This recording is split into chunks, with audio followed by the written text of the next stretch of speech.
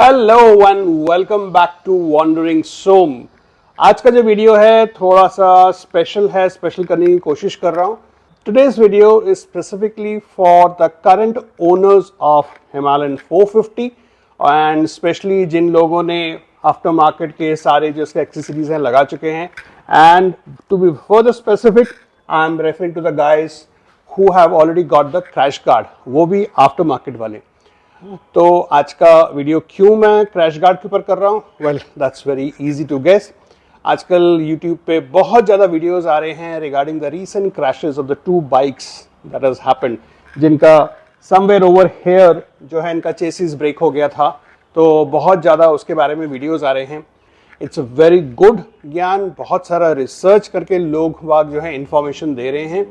But मुझे ऐसा लगता है कि प्रॉब्लम तो सबने बता दिया, nobody has actually mentioned anything about the solution for guys like us जिन्होंने बाइक भी खरीद लिया, एक्सेसरीज भी सब कुछ लगा लिया। now what do we do?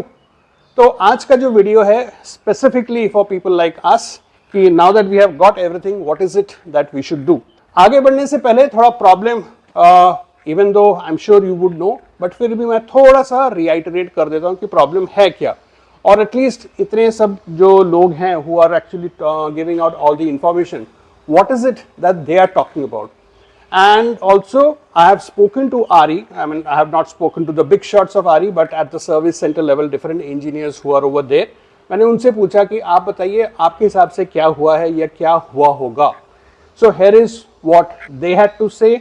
This is not my interpretation. Whatever I'm going to say next is whatever I have heard from the RE guys or whatever I have heard and learned from social media, the YouTube university, and I'm just reiterating that only. तो आप लोगों ने भी देखा होगा कि there are two possible reasons जो बताया जा रहा है इस particular crash के बारे में कि क्यों हुआ होगा. First is about the frame and second is about the bolts. So अपना जो main frame है इस particular बाइक का is running through over here, जो यहाँ पर आ रहा है, और उसका एक पार्ट यहाँ पर है जहाँ पर ये वाला इंजन बोल्टेड है। एंड देर इज अ सब फ्रेम जो एक वी शेप में है। ये वाला जो आप देख रहे हैं ये ऐसे वी शेप की तरह यहाँ पर आके कनेक्ट हो रहा है। So one of the theories is ये वाला जो सब फ्रेम है विच इज एक वी फॉर्म में है, जब जहाँ पर वो कह रहे हैं कि this is not properly reinforce, जिसके वजह से whatever luggage that we are carrying या जो टॉप बॉक्स जो है, और even if a pillion is sitting over here, it puts some undue pressure on the main frame, और ये वाला जो पार्ट है ये पुल करता है पीछे की तरफ, and the frame gives away somewhere from here. इतना सही है गलत है I don't know and I'm no one to judge, but I'm sharing this information which is there. Then comes the second, which is about the bolt. थोड़ा सा relatable है, थोड़ा और ज़्यादा समझ में आता है।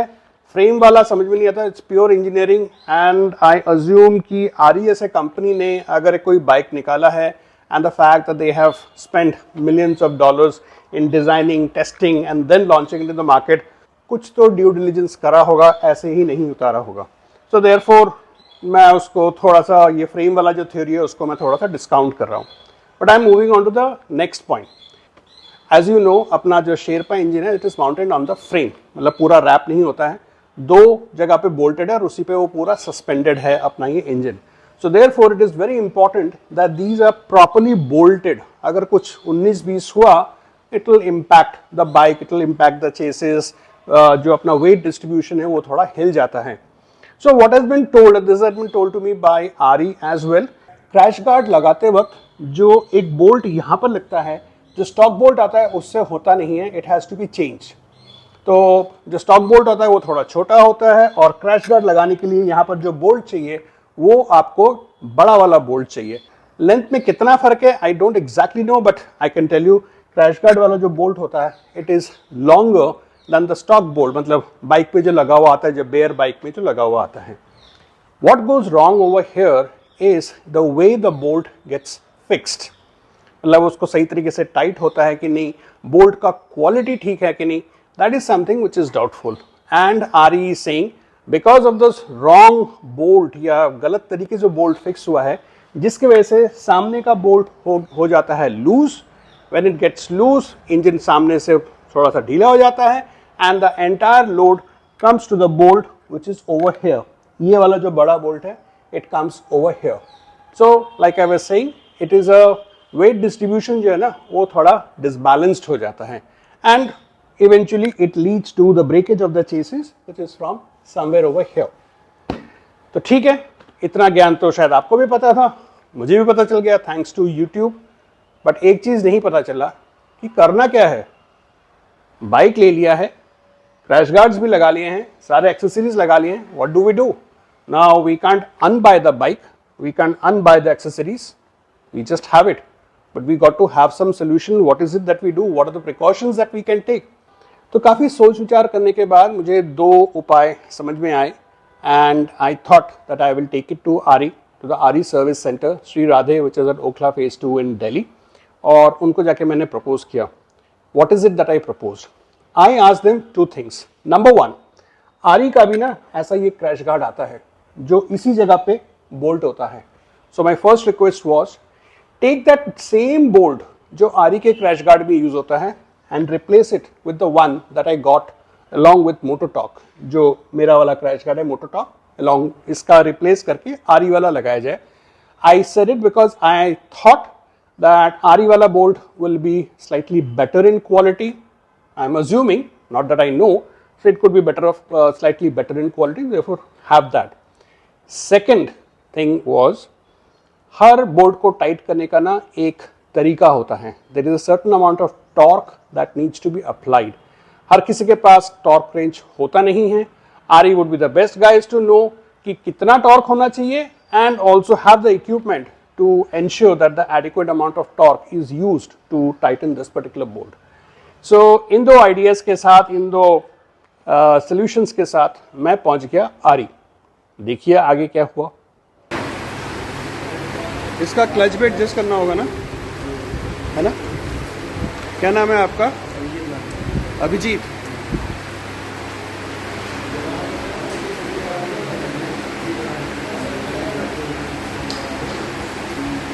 आप क्या करने वाले हो अभी? इसके बोल्ट खोलना है, बोल्ट उसका बोल्ट चेक करना है, लूज है क्या नहीं, इसको ऐसे भी देखना चेक करना है. इसका बोल्ट डिसाइड का जो अपडेट वाला है कुछ डालना है, कुछ चेंज करना है. अच्छा, तो मतलब इसका कोई पर्टिकुलर टॉर्क सेटिंग होता है इसका? हाँ जी होता है. अच्छा, क्या वो वाला नेट मिल नहीं रहा है क्या? लेके आ रहा है. मिल गया जी. छोड़.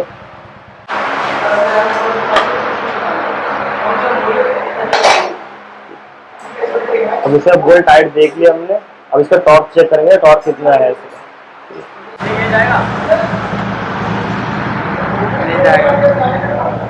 ये क्या इसका टॉप सेट होगा? इसका 45 न्यूटन मीटर की टॉप है, तो इसको 35 टॉर्क कर रहा हूँ मैं इसमें.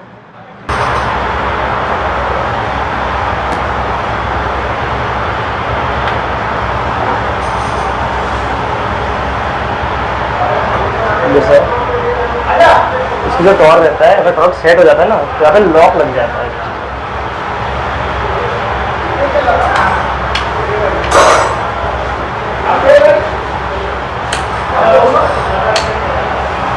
लॉक लग गया.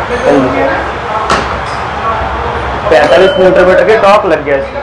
ठीक है सर.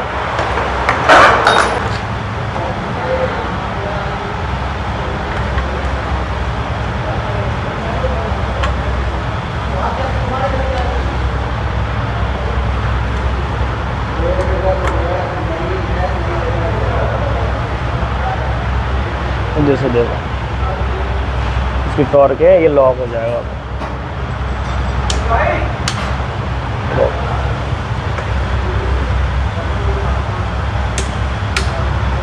ओके. जैसे ही वो क्लिक आवाज आया मतलब लॉक हो गया. हाँ जी.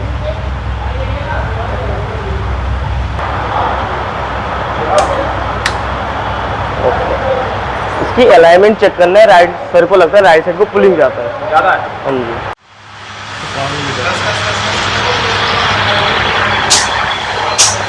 हो गया लॉक.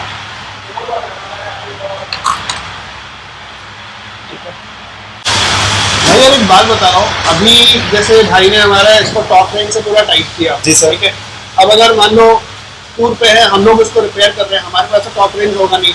अगर अब टॉप रेंज से समझे कि टाइट हो गया पूरा। एक थोड़ी सी हॉर्स पावर बस लगानी है, कम से कम 90 डिग्री कम से कम हॉर्स पावर लगानी है आपको, एक प्रेशराइज हो, फील हो, मैंने ताकत से कस दिया है।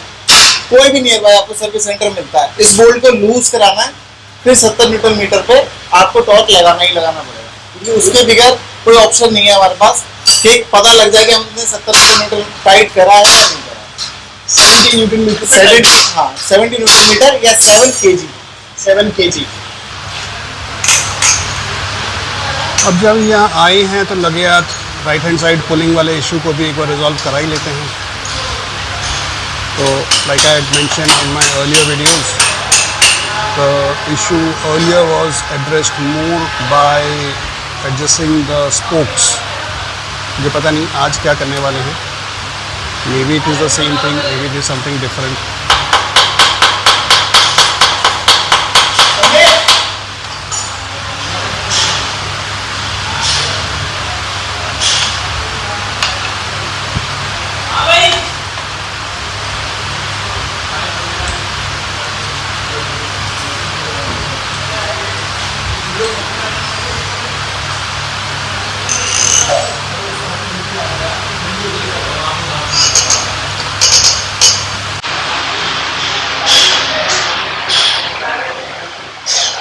अब देखिए नौबत ये आ गई है कि मुझे लोगों को पकड़ पकड़ के सब्सक्राइब कराना पड़ता है। आप लोग मुझे पता नहीं सब्सक्राइब कर भी रहे हैं नहीं कर रहे हैं। तो आज जिस मैकेनिक ने हमें हेल्प किया, पूरा काम किया, उसका फ़ोन लेके सब्सक्राइब करा रहा। चलिए सब्सक्राइब हो गया वंडरिंग शो। आप लोगों ने भी अगर अभी तक सब्सक्राइब नहीं किया है तो वंडरिंग शो में सब्सक्राइब कर लीजिए, and you will also witness some interesting videos. हो गया उस्ताद जी?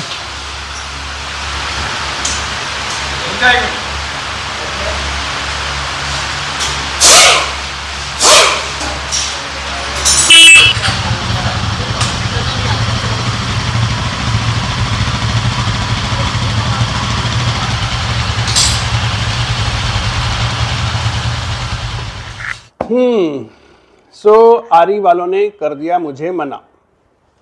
Yes, they said they can not give me the spare bolt, वो बोल्ट जो उनके क्रैश गार्ड के साथ आता है।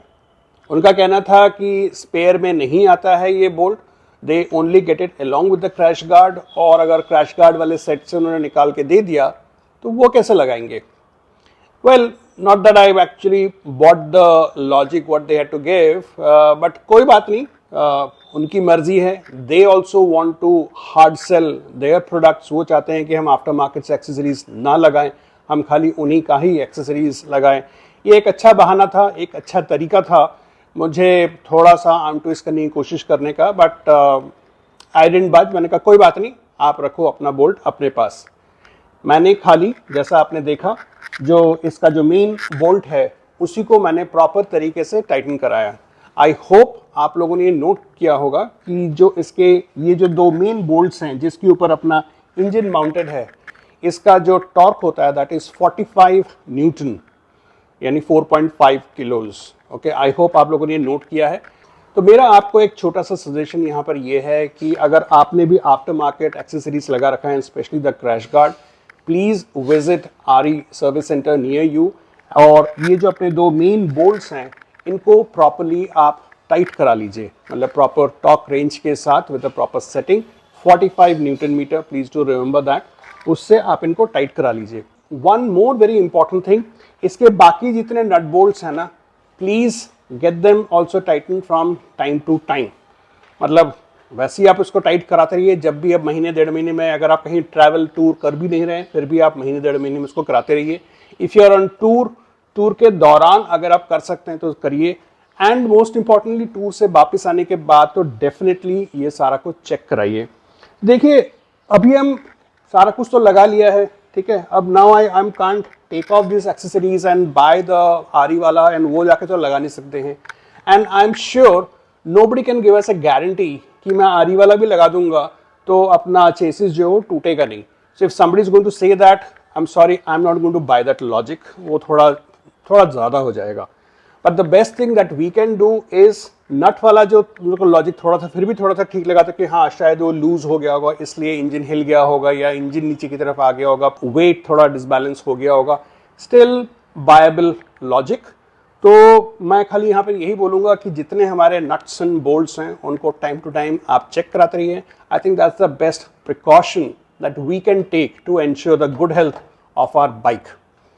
तो आज के लिए इतना ही है. I hope you found this video useful. I would love to hear from you. Do share your comments and feedback, and please note आपके जो comments हैं ना are very important. You may have some information which I don't know, which maybe a lot of people don't know, which I did not cover in this video. So please share. आपका एक छोटा सा comment, एक छोटा सा information could be beneficial to many.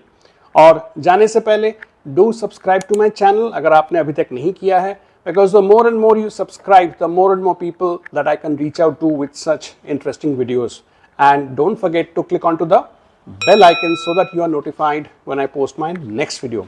तो चलिए अगले वीडियो में फिर से मिलेंगे. तब तक आप अपना ध्यान रखें and you ride safely.